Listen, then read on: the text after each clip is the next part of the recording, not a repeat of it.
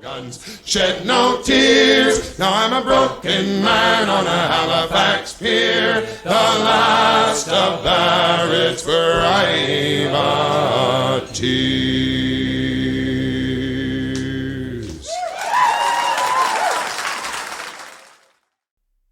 Welcome back to East Coast DNA.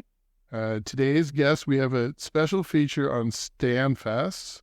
And one of our guests is someone who has been mentioned, which I mentioned here as you came in. Welcome, Troy. So Troy is the executive director for Stanfest, and you're heavily involved in the Pictou music scene and DeCoste Center, so you've been referenced multiple times. And then Steve MacIntyre, who people are familiar with that have been following East Coast DNA. You've been on a few times, Steve, but you're here in a different capacity today. Instead of being the artist performing, you're the artistic director for Stanfest this year. So congratulations on the appointment, and thank you both for stopping by today. So as today's recording, there was a press release that had just come out this morning, which was kind of exciting, that Stanfest has an edition this year of a roadshow kind of leading up to the main event. So maybe if one of you want to give a little overview of what you have planned there. Say that one, Troy. Sure, yeah. So I mean, the festival has been growing and evolving for years. This year will be 27. And over the past year or so, we've been looking at how do we grow, and what we came up with was it was a great opportunity to expand the duration of the festival from 4 days to a week, and also to expand the geographic footprint. So we went to work on that idea, and what we've come up with is a series of 8 concerts in 6 communities over the 3 days leading into the weekend. And that's something that over time will grow to more communities, more shows. And, we looked at a lot of models around the country, and certainly there's a lot of site-based music festivals, and there's a lot of distributed music festivals. But I don't think there's any that are hybrid of both. So this is kind of a distributed festival that kind of winds its way to a major site-based festival. So, so we're pretty excited to drop the news today. It's definitely an interesting way of tackling the East Coast logistical problem of having major events. As you're bringing it to the smaller communities and giving people a little bit more access. Yeah, that was a big part of this. Often a festival grows by just welcoming another 1,000 people to the site. While we could welcome them to the site, there just isn't a hotel and accommodation infrastructure there. It's a remote community. So taking the show to the communities is a great way to do that. And we think and we hope that by bringing the show to those communities, all of those folks will then come to the weekend festival as well. So. And for anyone that's curious, I'll have the full details down in the description for the events and links to get to everything for real detailed information. But as the artistic director, Steve, maybe you want to name drop a couple of the people that are be performing in some of these events? Oh yeah, we've got some great old friends and sort of new faces too. You're going to be able to see Lucy McNeil and Rankin and the Broken Reeds. Morgan Toney, Dave Gunning, gal named Mimi O'Bonsawin from Ontario, great 30s type swing band called Les Royal Pickles from Montreal. Some local Canso folk, Carl Bonds and Eldon Monroe will be a real treat. Gertie Grant, it's going to be a fantastic array of talent from top to bottom. I think it's looking real good. And now the recent episodes for East Coast DNA have been festival heavy, and we've been jumping all over the place with a lot of different festivals in the whole East Coast region. So for those that are not overly familiar with Stanfest, this is a Canso area for the main location for the main event, and it's coming up the end of July. So leading up to the main event of the weekend, like you have your opening night ceremonies. And just before we were recording too, I mentioned that I saw a note that you guys have like a kind of after party kicking off all the events too. So if you want to give a little quick rundown on kickoff night, what people could expect for the after party. Yeah, and we've got the Monday, Tuesday, Wednesday. Will take us down the road. Thursday, we're all going to land in Canso. The after party is actually after a very special tribute that we've got planned for our friend Bruce Guthrow. And I suppose I'd let Troy talk more about that if we get to that. And then the after party is pretty archy. Colorful. So should be a real good time, a real upbeat and a real raucous sort of thing. Yeah, to kick us off into our main festival weekend. And so Steve mentioned that the circle continues, and I suspect that the naming of that is kind of a homage to the fact that Bruce Guthrow did a lot of singer-songwriter circles. Yeah, so we've had a really special relationship with Bruce over the years.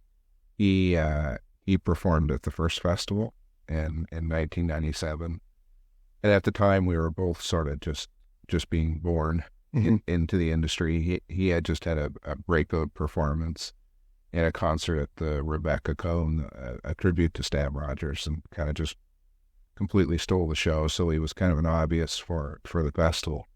So then over the course of 26 years, he played all but 3 of them.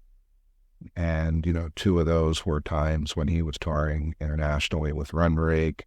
And then, of course, last year, it was illness related. So there's kind of a group of artists who I would call the home team. And Bruce was kind of the captain on that home team. So always a part of the festival, a huge ambassador for the festival, always an advisor for me over the years, and also a great talent scout.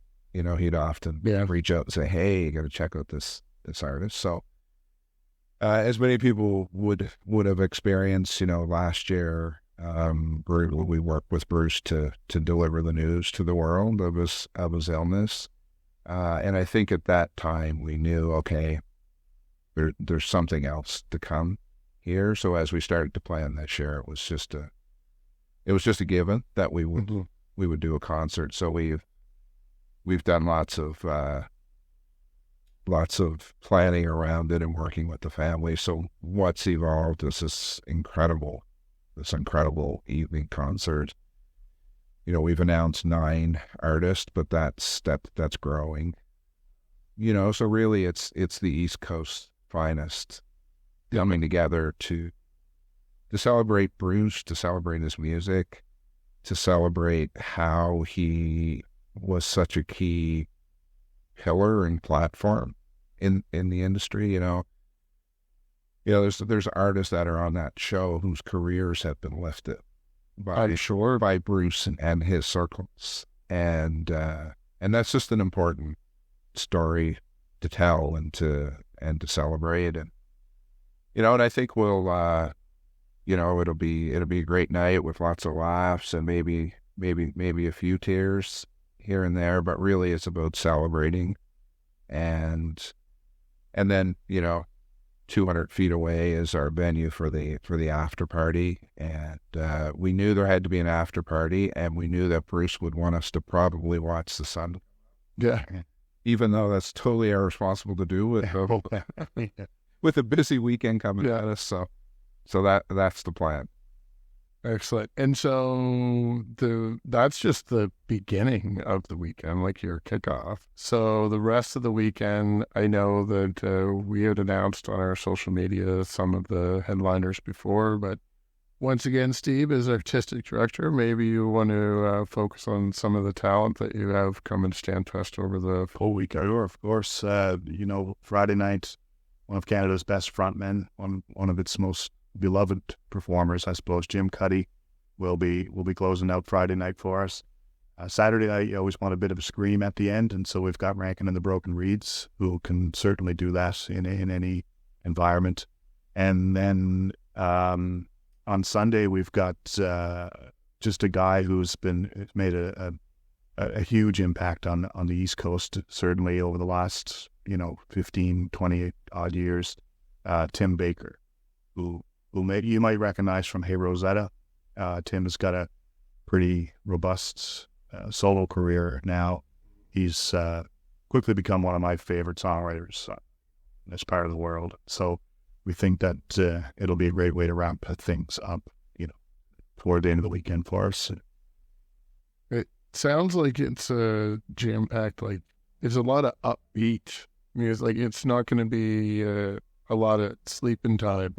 Everyone's going to be going full tilt, especially with the performances that you have on the later stages. They are bands that are going to keep everyone moving and up dancing. Yeah, for sure. But Stanfest has always brought the element of when it is a songwriters festival, and it's always been insistent on that. And there's such a great roster of talent, in the songwriting world, joining us this year. So there's a lot of that. You're going to be able to dance, but you're going to be able to lay back on your blanket and enjoy too, right? Which to me is one of the best parts about a folk festival on an afternoon, where you can just kind of, let the worries of the world fade away and some great songwriting. So tons of that. And it's looking like we're having an agreeable year weather-wise too. Like, so far, it's still a little bit in advance, but things have been shifting pretty good. I know last year was a little crazy for weather, so hopefully we have sunny days coming ahead. Yeah. So, and I'm kind of curious now, Troy, where I haven't really had a conversation with you previous to this interview, and you do have heavy involvement with everything happening in my backyard. I'm wondering if some of the roadshow ideas, did that come kind of from the idea that you kind of did that idea with the DeCoste Center as well? Because it seemed to be successful for that. And I'm kind of curious, if you don't mind taking a minute, if you could talk a little bit about what's happening in Pictou there too. Sure. Yeah, I mean, it's been an interesting couple of years for me, and I think all of those factors sort of influence what comes out of the brain for creative input. With the festival, you mentioned weather. Mm-hmm. It's in producing an outdoor festival, weather is by far the biggest risk factor. It's what determines if you're a success or not. Mm-hmm. So a big part of the rationale for creating the roadshow is to actually take shows into fixed venues. Yes. Where the weather isn't such a big risk. I think for years I've looked at other festivals around the country that take the music out to the communities, and it's just really a great way to sort of break down a barrier, give people a sample of the music, and kind of draw them to the main event. In Pictou, we're almost at the end of an 8-year project, and we've been in construction for 2 years on what's nearly a $16 million redevelopment of the theater. And what that's meant is we've kind of kicked ourselves out of the building for 2 years. Yeah. And we had a choice. Do we just go dark for 2 years? And that certainly was a possibility, but not one we wanted to do. So we took the shows to 6 venues throughout Pictou County. And, I guess it certainly was a good testing ground for this idea.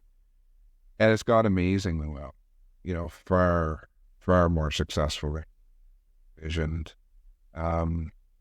And I've seen how it is building the audience. And I know that when we go back to the new DeCoste Center, our audience will be bigger. Yeah.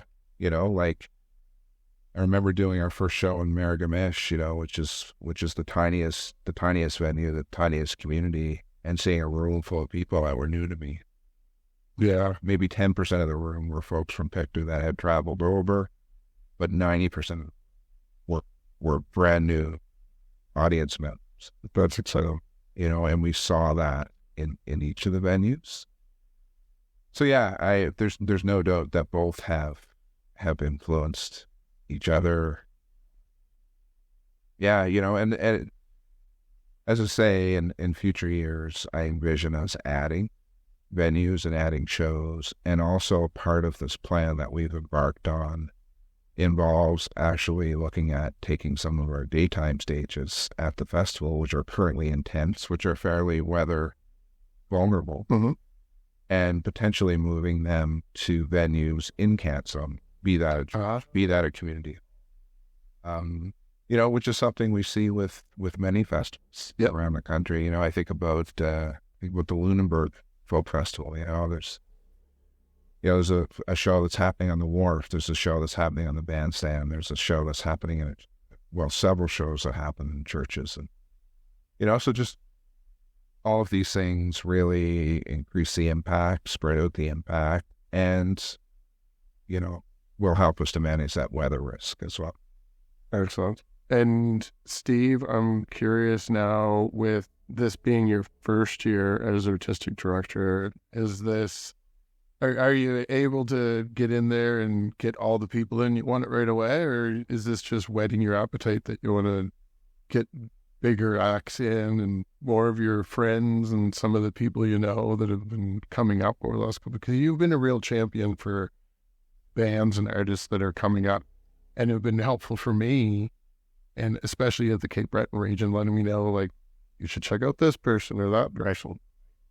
I think it's always at whatever level you're doing it. It's just really always a matter of keeping your ear to the ground and seeing who's doing what. I mean, some people are kind of undeniable in a sense where they're on everybody's radar. And with the festival, we travel a bit to different conferences and events and industry things to check out to check out music, and you'll always find a bit of a hidden gem here and there and everywhere. And that's, to me, that's one of the neatest things about being able to program something like this, is that you can put artist A, B, or C in front of people, and people are blown away by them, but they might never have heard them had you not had the opportunity to bring them to your event, right? So it's a bit of everything. It's just being aware of what's going on out there. It's kind of like being a hockey scout, I guess. Yeah, that's right.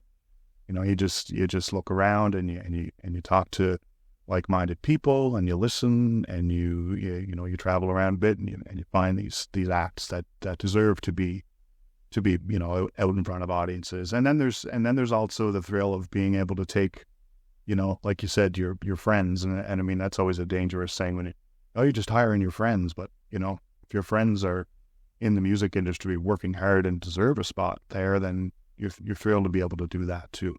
And Stanfest has always had a great complement of regional artists, and it's because there's so much great music. And so, yeah, we're happy to put all of that on stage. I definitely know, because you're familiar with me, and I know that you are not just an artist on your own, but you have always supported those around you. That with your appointment this year to Stanfest, the general consensus in the community, people were like, wow, what a perfect fit. So I was really happy. One of the biggest thrills for me is saying, taking this person and putting them together and saying, you got to talk to so-and-so, or you need to go check out so-and-so. And I've always loved seeing those relationships bear fruit. And this is a great extension. Yeah, no, it's great to see. It's great to see everybody's been prospering the last few years. As far as, like, when I started the podcast, it was to kind of follow the fact that music was reemerging after everybody being locked down for a while. So it's only been a couple of years. Like, it's amazing what's happened the last couple of years, but it's exciting to see that Stanfest is one of those things that has rebirthed and is growing over the last few years, because many of the festivals were in danger of disappearing in that 2-3 year period where we couldn't really do that. Mm. So I'm very excited to see what you guys are doing, and I want you both to keep me up to date with what's going on in the future. I'm hoping to bring the podcast down on site for at least part of the festival, so I'm sure we'll be talking between now and then too. Before I wrap things up and let you guys get on the road for another interview, is there any other key points that maybe I'm missing that you want to mention before we wrap up here and play off with this tune? Yeah, I guess for anyone who's watching who hasn't attended before, one thing Steve touched on is that, the festival is very much about songwriting. And there's something that's really enabling about that. We call ourselves a folk festival, but we're actually much more a songwriter festival than we are a folk festival. And the beautiful thing about that is that the music that we present is so broad. Yeah. Like historically, it's probably ranged from the trues at one end. I remember their huge breakout year. Of course the trues are going to be at Stanfest. They're romantic and ish, right? Mm-hmm.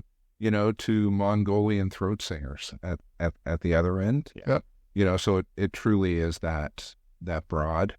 And also something that people don't necessarily realize is that during the day at any given time, there's 4 stages happening, which is really unique and not available at many festivals in Atlantic Canada. So you can literally stand in the middle and look at your book and race off to a stage, and then watch 2 songs and race off to another stage. And, so there's just this volume music and diversity of music. And, we looked for a long time for someone to come into the role of artistic director. I've been in that role since the very beginning, 26 years ago. So, I guess I would say I'm a protective parent. Sure. Yeah. So we identified Steve a couple of years ago. Last year, we invited him to shadow and, see the event from the inside. And he's just really flourished into the position and done a great job. And I'm hearing that from all over the industry. It's a very diverse lineup in every sense. Mm-hmm. Culturally diverse, very gender balanced, very genre diverse, and that's what a folk festival should be. Yes. And then the only other thing I would note for somebody brand new, there's 1,000 campsites on site, and I would say 60-70% of them have a musician with an instrument. Yeah. So I don't have to say much more about that. Yeah. Essentially the music really never stops. So it's just this wonderful, immersive musical experience. And, coming out of what we went through in 2020 to 2022, I think we all just realized how important the music was and what a privilege it is to gather and enjoy it together. So it was a tough time for festivals, but we're seeing festivals flourish because I think we just all were reminded how critical they are. Yeah. Absolutely. Yeah. And I mean, I've been to Stanfest a lot of times as a patron, a ticket buyer. I can promise you a couple of things over that weekend. Regardless of the weather, regardless of the circumstance, whatever it is, you will smile until your face hurts. You will find new music that you'll probably love for the rest of your life, and you will make as many friends as you have capacity for making. So please come and visit us. We'd love to see you, and we look forward to it. We really do. Great. Well, thanks again, and I'm going to talk to both of you very soon. Thanks, Darcy. Thanks, Darcy. be in town tomorrow. Would you meet me at the station? There's something I would like to talk to you about.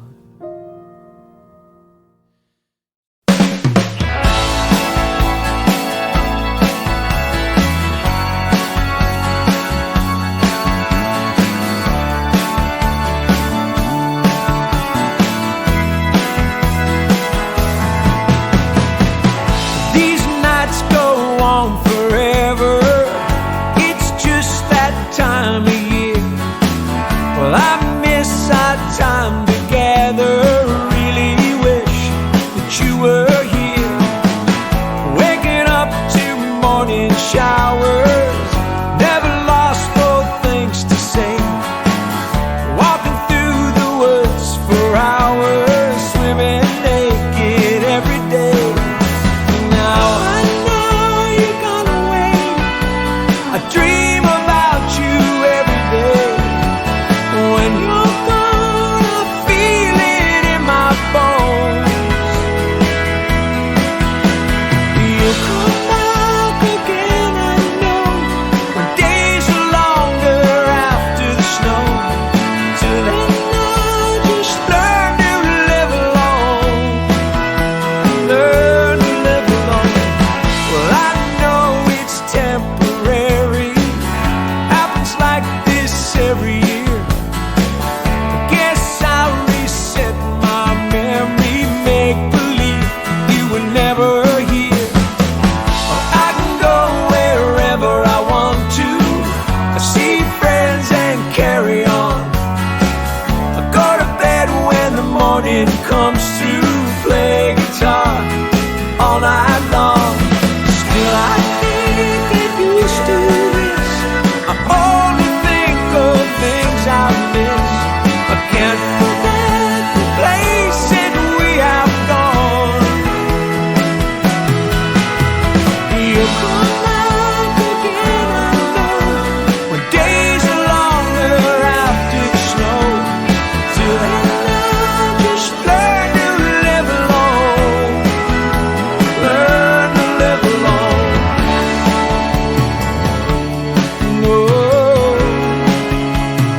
Oh.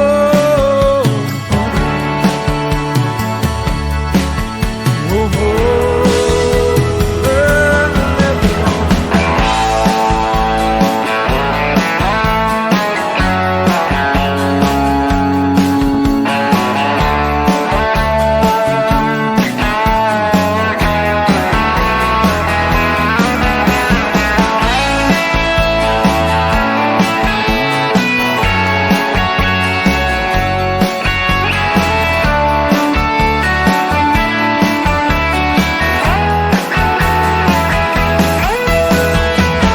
People ask me how I'm feeling. They call and come around. They can see my world is reeling. Everything's turned upside